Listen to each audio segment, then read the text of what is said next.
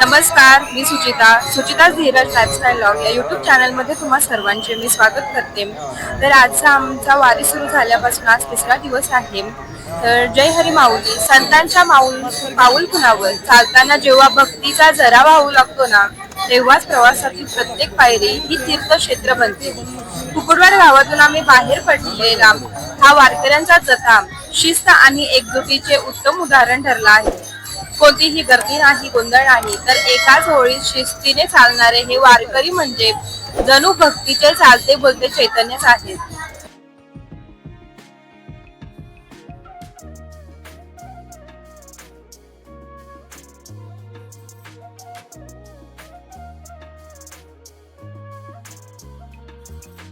चला रामकृष्ण हरी. नेतेसनी घेतले रामकृष्ण हरी.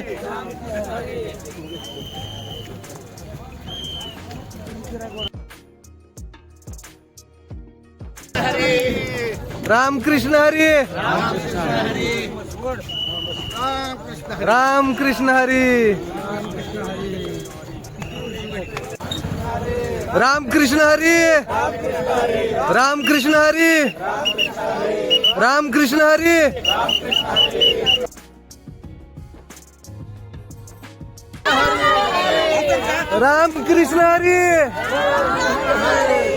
रामकृष्ण हरी. रामकृष्ण हरी. रामकृष्ण हरी. रामकृष्ण हरी. रामकृष्ण हरी. रामकृष्ण हरी. रामकृष्ण हरी. रामकृष्ण हरी.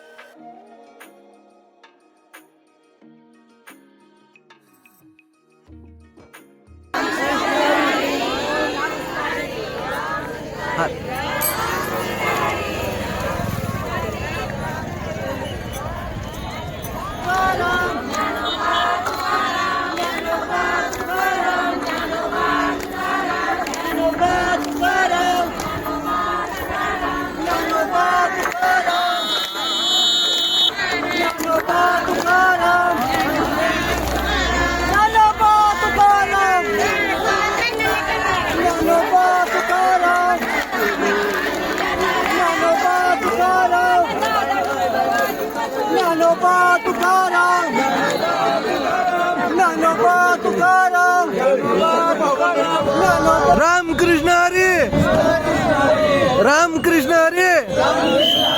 रामकृष्ण हरी. रामकृष्ण हरी. रामकृष्ण हरी.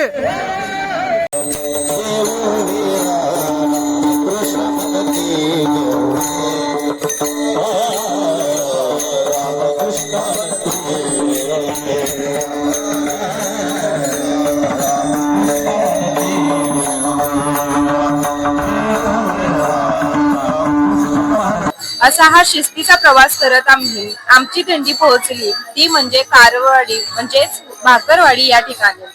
इथे कृष्ण महाराज यांच्या सुमधुर आणि प्रबोधनापर कीर्तनाने वातावरण पूर्णपणे भक्तिमय होऊन गेले.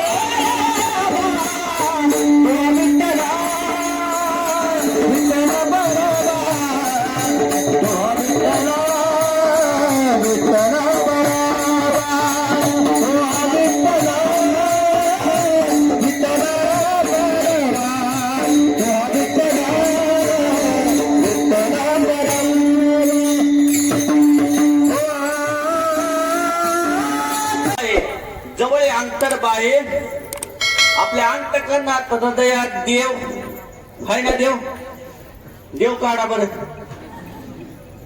देव काढल्यावर काय होईल लगेच राम नाम राम नाम राम नाम एवढंच सत्य आहे दुसरं काय सत्य काय सत्य कलियुगा माझी करावे कीर्तन तेने नारायण देईल महाराज देव भेटायसाठी भगवंताचं नाव घेतलं पाहिजे म्हणून महाराज आपण पंढरपूरला निघालो ना का जायचंय बरं आजपर्यंत ज्यांनी संसार केला पुन्हा संसार सुखात झालाय का संसारात दुःख आहे दुःख बांधवडी आहे असं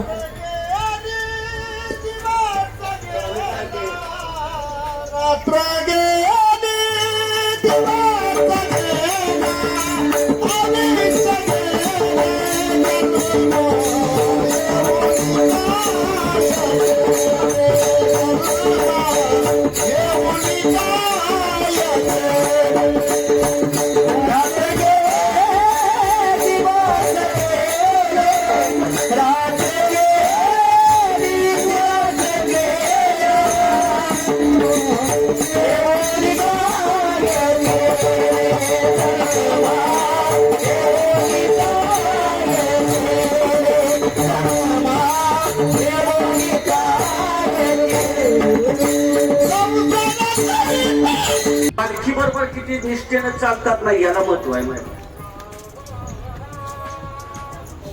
हो शास्त्र आहे बरं का महाराज ज्या ज्ञानोबर आहेत तुकोबरायांच्या पालखी सोहळा ज्यावेळेला आम्ही पण आळंदीत जातो देवत जातो आम्हाला पास असतात पण मंदिरात जायला ज्यावेळेला मंदिरात गेल्यानंतर ज्ञानोबरायांची पालखी बाहेर आणण्यासाठी जवळजवळ 100-150 लोकांचा एक हवा असतो म्हणजे मार्केटचे स्थानिक लोक आहेत त्यांना पालखी बाहेर काढताना महाराज इतका चिंगरी असते बर का की महाराज नंबरच्या दिंडीवाल्या सारखं हाल कुणाचं नाही बर का आपलं तसं बरं आहे सकाळी संध्याकाळी 10 वाजता झोपते आणि 7 वाजता निघते माऊलींच्या दिंडी सोहळ्यात जर चालायचं म्हणलं ना पहाटे 3 वाजता उठायला लागतं आणि मग 4-5 वाजता चालायला सुरुवात करायला आमच्या परवा एका मित्राचा फोन आला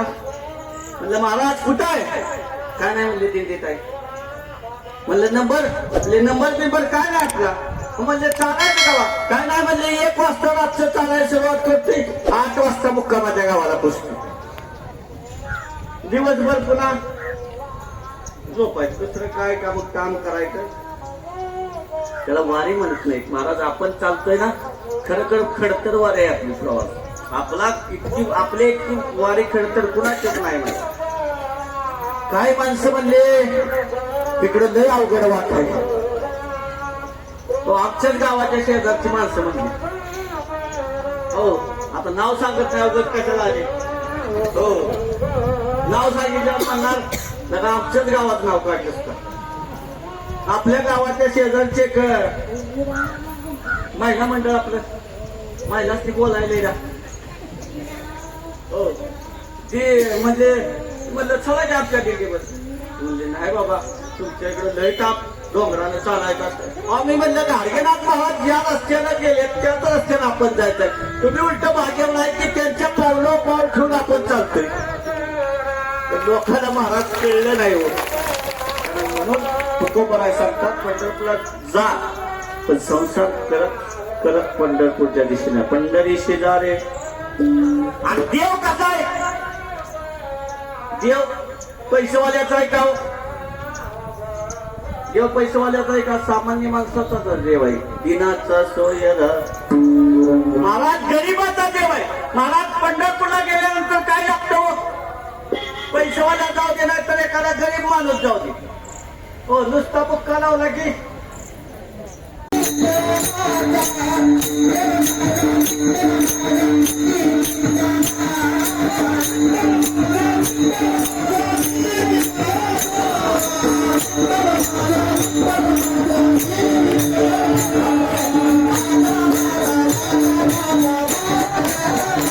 महाराजांच्या कीर्तनाने थकलेले पाय पुन्हा एकदा उत्साहाने भरून आले. कीर्तनानंतर गावकऱ्यांच्या प्रेमातून लाभलेला तो झुणका भाकर आणि कांदा आणि संत पंगतीचा हा महाप्रसाद केवळ पोट तृप्त करणाराच नव्हता, तर तो भक्ती आणि आपुलकीचा संगम होता.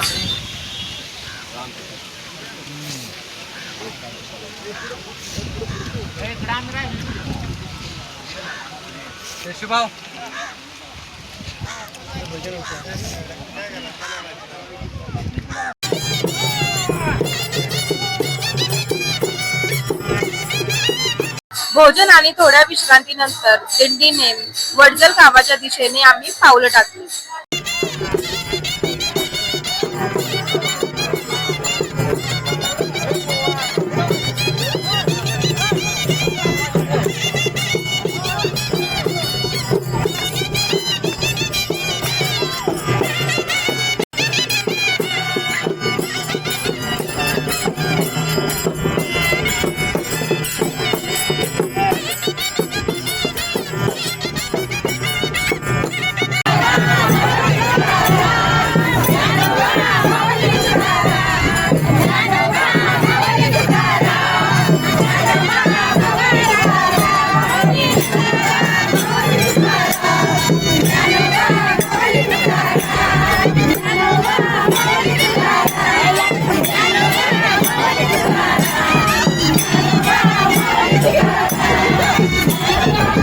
मृदंग घेऊया नाचत नाचत जाऊया विठ्ठलाला पाहूया दुःख सारे सांगूया चला चला चला चला पंढरीला जाऊया चला चला चला पंढरीला जाऊया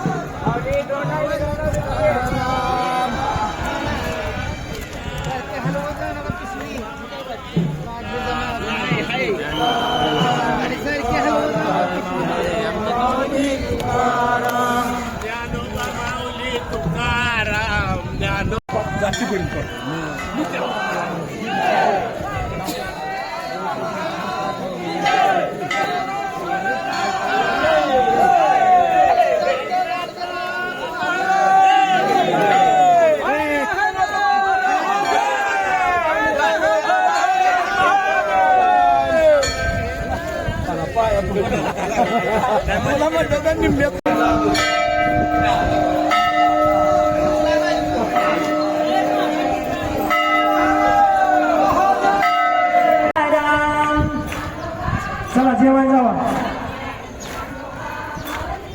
हरे हरे हरे ज्ञानोबा माऊली तुकाराम बोला ज्ञानोबा माऊली तुकाराम.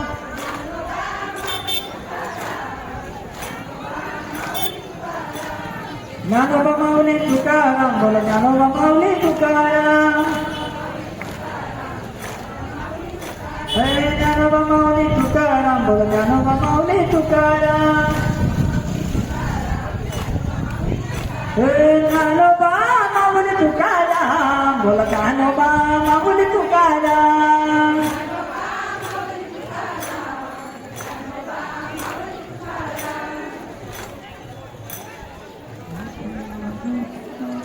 तिथे ऐतिहासिक वडजाई देवीचे मंदिराचे दर्शन घेऊन पुढे मग आम्ही संपूर्ण वारकरी परिवार तृप्त झालेला. ग्रामदेवतांचा आशीर्वाद घेत ही वाटचाल पुढे आम्ही नागोबा मंदिराच्या पवित्र परिसराकडे मार्गस्थ झालो. आणि हो, हे नागोबा मंदिर आहे ना, ती खूप प्रसिद्ध आहे. म्हणजे ह्या नागोबा मंदिरामध्ये कोणताही नवस केला तर तो पूर्ण होतो.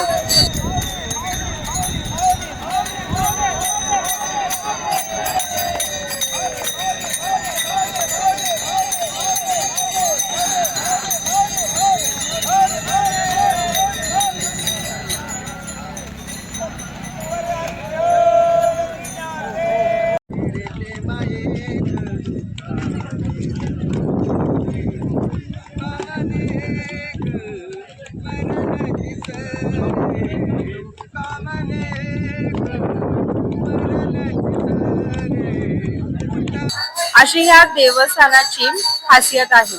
या संपूर्ण प्रवासाचे वैशिष्ट्य म्हणजे प्रत्येक टप्प्यावर बदलणारी गावे, तिथली संस्कृती आणि वारकऱ्यांचा अखंड चालणारा नामज्ञान.